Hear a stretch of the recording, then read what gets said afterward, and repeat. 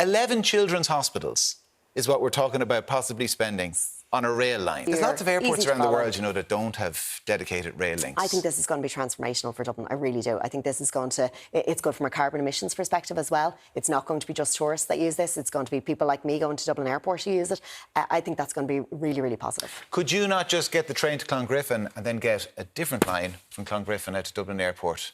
There's fields, literally fields with potatoes and sheep in it. And that's not being disparaging. That's what literally is in those fields between Dublin Airport and Clongriffin. Dublin is one of the busiest airports. One of the busiest airports. We know that it's an international And it's managed to do that without a dedicated rail link. And you can provide one by linking to Clongriffin.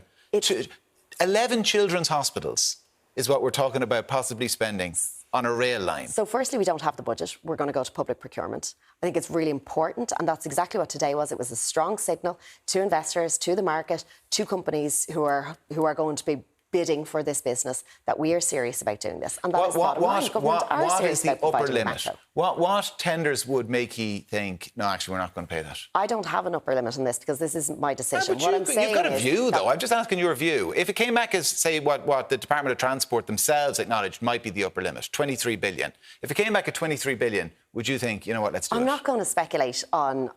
Why not? Because I don't think that's... But you have a view. Surely you have a view. People want to hear what your view is. Why I'm not. Firstly, because I'm not going to speculate on figures that we've come up with there. I don't think that's fair, including your constituents, are watching this thinking, hold on, is she saying that she might actually support 23 billion euro? And the second reason is because we have just made it so clear today that the government is absolutely committed to making this happen. We've provided 2 billion in ring-fence funding to start construction. It's gone through planning permission. Now we're asking companies to come, and we will shortly be asking companies to come and pitch for that business. It'll be a competitive tender, and we'll see what those tenders come back with.